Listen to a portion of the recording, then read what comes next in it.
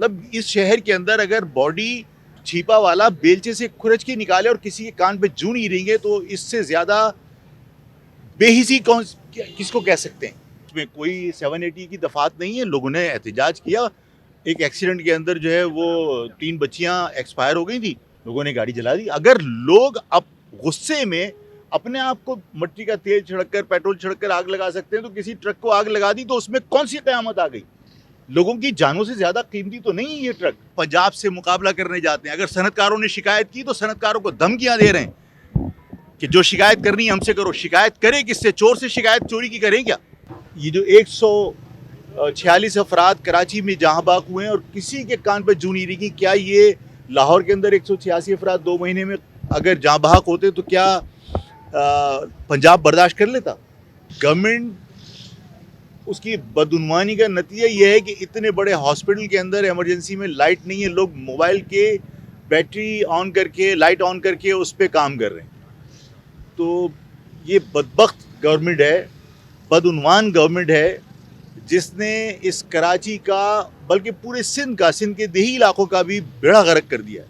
हुकूमत से जान छुड़ाने का तरीका सिर्फ यही है कि अवाम एक तो मुत्तहिद हो। दूसरी बात यह है कि जो हम पे ऑपरेशन के नाम पर मुसल्लत किया था रेंजर्स को और पुलिसिंग के इख्तियारात दिए थे, तो कराची के अंदर बदउनवानी के अंदर कराची के लोग इन्वॉल्व नहीं हैं। इस शहर को तबाह करने में इस बदउनवान हुकूमत का बहुत रोल है जो पूरे सिंध को तबाह कर रही है। और सिंध के अंदर जो वडेरे हैं उन्होंने अपनी जेलें बना रखी हैं।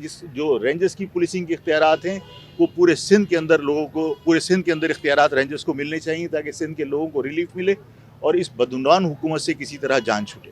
इस शहर को उधेड़ के रख दिया और ठेकों के नाम पर सिवाय पैसे वसूल करने के कुछ नहीं हो रहा।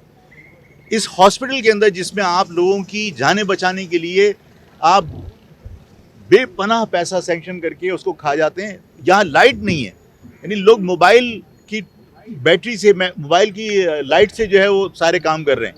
स्ट्रेचर के ऊपर लोग अपने पेशेंट्स को खुद बेचारे खींच के इधर से उधर लेके जा रहे हैं।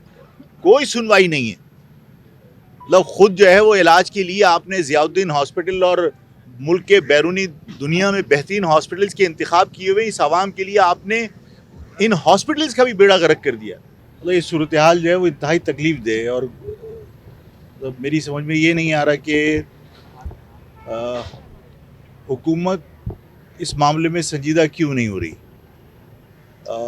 हमने हुकूमत से बार बार मुतालबा किया कि भाई अगर असेंशियल कमोडिटी के नाम पर आप जो है वो ये हैवी ट्रैफिक चला रहे हो तो खुदा के वास्ते 6 व्हीलर के ज़रिए जो बुनियादी ज़रूरत की चीज़ें हैं उनको आप सप्लाई कर सकते हो। ये टैंकर जो मतलब 1965 या 66 के वो हैं, ये जो मॉडल जो बेडफोर्ड कहलाते हैं, जो अमेरिका में भी अब नहीं चलते और इसमें ब्रेक का कोई तस्वुर ही नहीं है कि एक मरतबा ब्रेक लगाने के बाद वो दोबारा ब्रेक लगा सके, इसलिए कि ब्रेक शू हीटअप होने के बाद काम नहीं करते।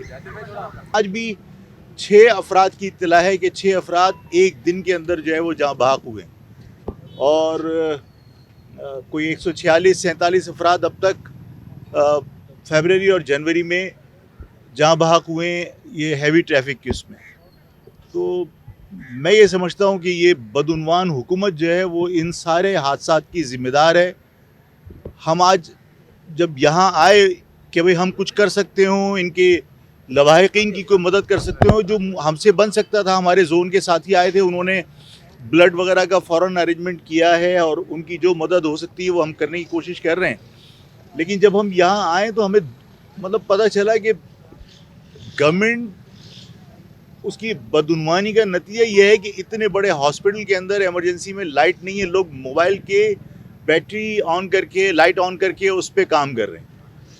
तो ये बदबख्त गवर्नमेंट है, बदउनवान गवर्नमेंट है जिसने इस कराची का बल्कि पूरे सिंध के देही इलाकों का भी बेड़ा गर्क कर दिया है। आपने इंसानी जानें बचाने के लिए जो आपने स्पेसिफिकेशन डिक्लेयर की हुई है, रिटर्न के अंदर मौजूद है सिंध गवर्नमेंट की, उस पर अमल दरामद करके फिटनेस सर्टिफिकेट क्यों नहीं देते? इंसानी जानें बचाने की फिक्र नहीं है।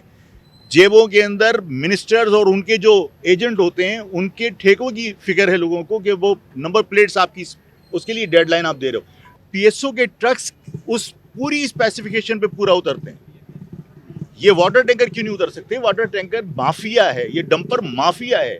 और ये माफियाज के ऊपर कराची जो चल रहा है, ये डंपर माफिया हो, वाटर माफिया हो, चिंची माफिया हो, ये रक्षा माफिया हो, या ये पथारा माफिया हो, ये माफियाज अगर कराची को चलाते रहेंगे तो कराची तबाह हो जाएगा।